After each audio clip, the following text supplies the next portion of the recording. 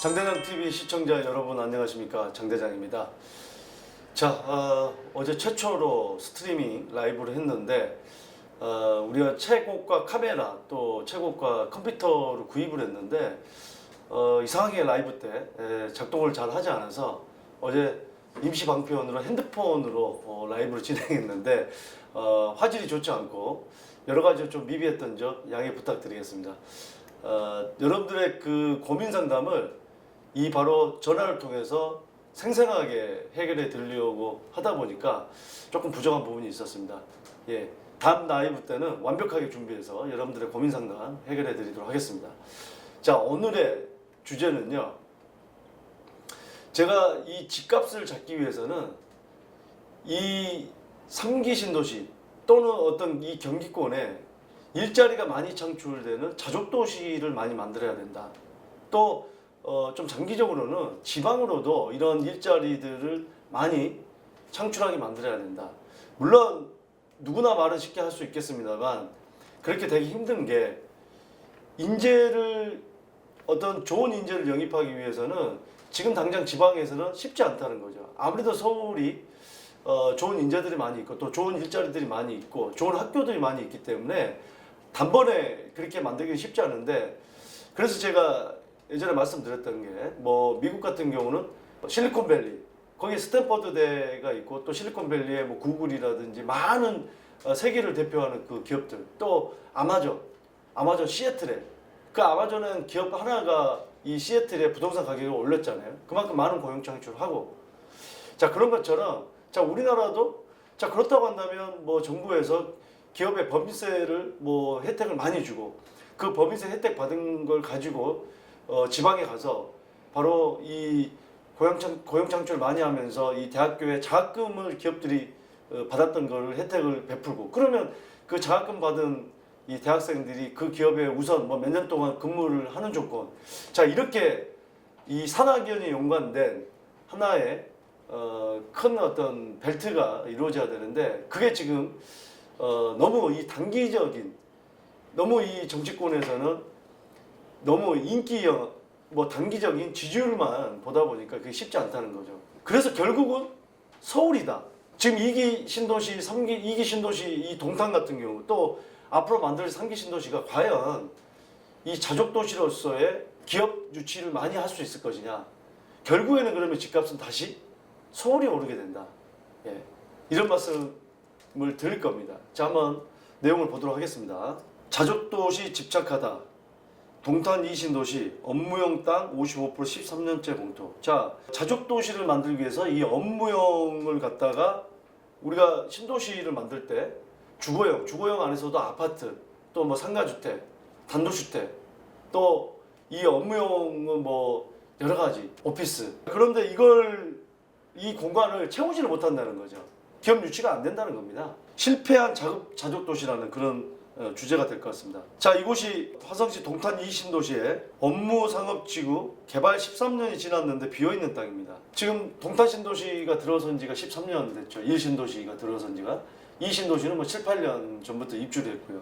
어쨌든 간에 13년째 이렇게 비어있다고 합니다. 정말 안까운 땅이죠. 차라리 이런 곳에다가 아파트라도 더 지었으면, 이런 2기 신도시에 아파트라도 지었으면 굳이 또 이렇게 3기 신도시에 또 많이 이렇게 공급을 해야 되는 그런 경우까지 가지 않았을 텐데 하는 생각도 들고요. 경기도 화성시 동탄 2신도시의 한 지식산업센터는 층마다 마련된 사무실 11칸 중 9칸에서 10칸이 비어 있었다.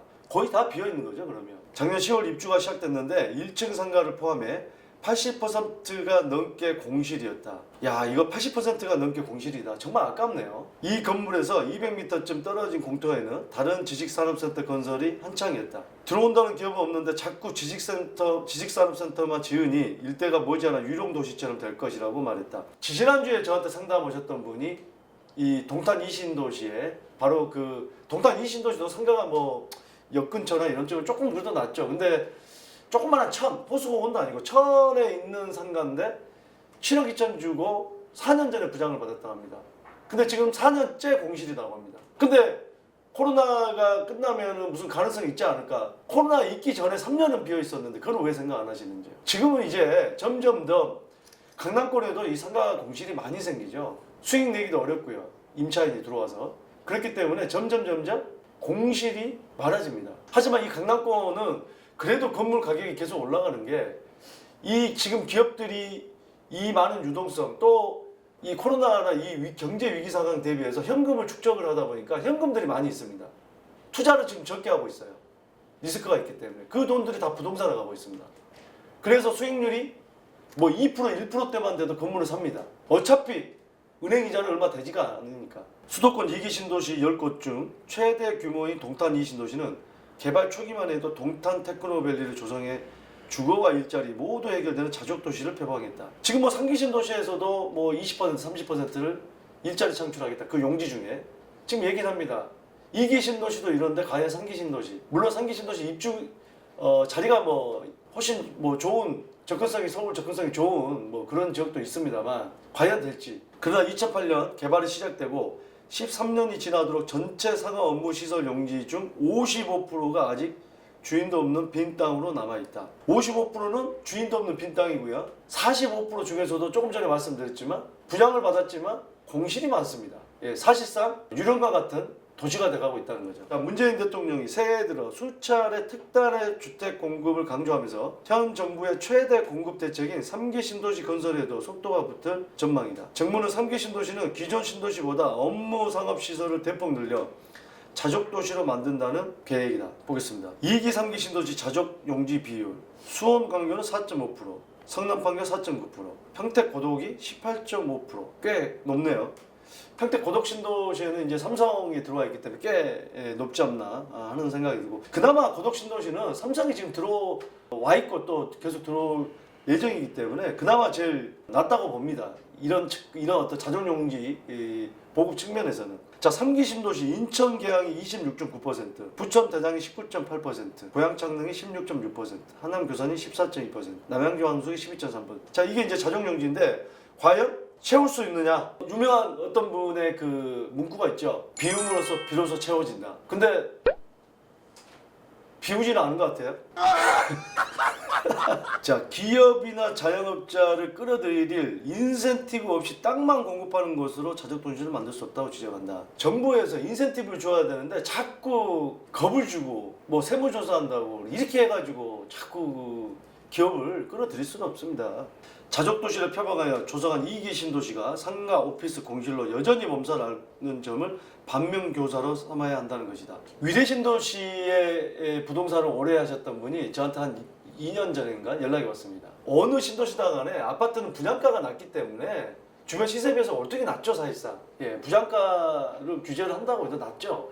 그렇기 때문에 아파트가 인기가 있죠. 청약률이 높고 또 프리미엄이 많이 붙고 가격이 많이 올라가고, 그리고 나서 이제 상가 분양을 하는데, 상가 분양을 할 때 야, 아파트가 인기 있었기 때문에 상가도 인기 있을 거야, 이거는 오산입니다. 신도시에서 이 상가가 자리 잡기 위해서는 상당한 시간이 걸리고, 상당한 시간이 걸려도 그만한 수익률 내기가 쉽지는 않습니다. 그런 부분을 아셔야 돼요. 그래서 그때 저한테 연락 왔던 게 분양가 대비해서 10% 낮은 가격으로 다시 그 매매 좀 해달라는 그 연락이 왔었는데, 그런 상황입니다. 이 신도시라는 게 초기에 그렇게 분양가를 싸게 해서 상가를 분양하지는 않습니다. 건설사들이 그렇게, 아파트는 뭐 이 분양가 규제가 있지만은 뭐 상가나 이런 부분에서는 그만큼 더 거기서 많이 쉽게 얘기해서 뽑아 먹으려고 하기 때문에 쉽지는 않습니다. 어설픈 자족도시를 지을 바에 집을 더 짓는 게 수도권 집값의 안정에 도움이 될 수도 있다는 의견도 나온다. 빈상가 오피스 넘치는 2기 신도시. 동탄 2 신도시는 삼성전자 반도체 공장에 가까워 협력사들의 공장, 사무실 수요가 많을 것으로 예상했는데 접근성 때문에 사업장을 옮긴 경우는 거의 없다. 주변에 삼성 반도체나 이런 삼성전자의 이 공장이 많기 때문에 거기에 어떤 기업들, 관련된 협력사들 끌어들일까 하는 그런 생각이 됐는데 의외로 안 들어왔다는 거예요. 경기도 안산의 한 삼성 협력자 관계자는 고속도로가 잘 뚫려 있고 이사 비용과 직원들의 출퇴근 여건을 생각하면 굳이 동탄에 들어갈 이유가 없다고 생각한다. 굳이 동탄에 들어갈 이유가 없다. 그리고 보니까 경기도권에서 오히려 구로라든지 밑에 쪽 경기도권에서는 마곡지구, 마곡지구가 서울에 있는데 이렇게 싸? 오히려 이 마곡지구로 또 많이 들어가는 걸 저는 봤습니다. 동탄역 주변의 대형 지식산업센터가 우후죽순처럼 들어서지만 대부분 입주업체를 찾지 못해 골치를 앓고 있다고 합니다. 동탄에서 지식산업센터를 분양 중인 한 시행사 대표는 입지가 좋은 곳도 입주율이 70에서 80% 수준이며 외곽은 절반 이상이 비어있다고 보면 된다. 보증금 500만 원이 10평짜리 사무실에 월 임차료가 2017년에 50만 원이었는데 지금은 30만 원까지 내렸다. 오히려 떨어지고 있습니다. 서울, 성남, 하남에 걸쳐있는 위례 신도시와 수원, 광교 신도시는 서울, 강남 접근성이 좋아 집값은 많이 올랐지만 상가 부진이 딴판이다. 이 위례도 마찬가지고 또 파주, 운정, 양주, 옥정 등 경기 북부에 조성된 2기 신도시는 수요가 워낙 적어 수년째 상권 형성에 애를 먹고 있다. 저희 이제 상담 들어오는 것 중에 이런 신도시에 상가 분양 받으면 어떨까요? 많이 연락이 오는데 다 나쁜 건 아니겠죠. 근데 일반적으로 보면 이런 신도시의 상가는 분양가가 싸지가 않습니다. 분양가가 뭐 월등히 저렴하다 그러면 그것도 좋죠. 근데 요즘에 주택수에 포함되지 않고 상가가 저렴하고 월세가 잘 나온다 얼마나 좋겠어요. 그런 상가 찾기가 쉽지 않다는 거죠. 그렇기 때문에 세금이 조금은 더 나오더라도 이 주거용 쪽으로 자꾸 가는 게 그런 이유입니다. 수요가 많기 때문에 가격이 올라가고 세금을 내더라도 적게 먹더라도 어쨌든 금리보다 낮고 상가는 리스크가 있고 그런 이유 때문이죠. 자, 그래서 이 정밀한 수요 예측 없이 자족도시 목표에만 집착하며 대규모 공시를 유발해 오히려 도시의 자족성을 해친다고 하는 사람 분이 있고요. 서울과 인접한 3기 신도시는 자족시설보다 주택 건설을 늘리는 게 집값 안정이나 국토의 효율적 이용 측면에서 바람직하다고 말했다. 그러니까 괜히 자족 도시 만들겠다고 해서 그 용지를 또 2기 신도시처럼 유령 도시처럼 만들지 말고 차라리 주택을 더 공급해라 하는 이야기입니다. 과연 지금의 집값이 많이 오르고 집값을 못 잡는 게 꼭 이렇게 공급 부족뿐만일까요? 여러 가지 이 정책에 문제가 없는지 한번 살펴봐야 될 필요가 있고 이런 정책 때문에 오히려 지방에 두채 가지고 계시는 분이 지금 은퇴했고 퇴직했기 때문에 굳이 나는 부산에 있을 필요 없어. 처분하고 내 자식 있는 서울로 오겠다 해가지고 똘똘한 한 채로 이 바퀴세법 때문에 오는 경우도 굉장히 많습니다. 오히려 다시 서울로 몰려들게 만들고 이 서울에 있는 이 전세입자는 전세가가 많이 올라서 또 경기도로 밀려나게 만들고 결국에는 서울과 경기권 이 수도권 공화국을 계속해서 만들어가고 있는 게 다시 또 서울의 집값을 끌어올리는 원동력이 될 수 있다는 말씀을 드리고 싶습니다. 자, 오늘 이 내용 참고하시고요. 여러 가지 고민들이 많을 겁니다.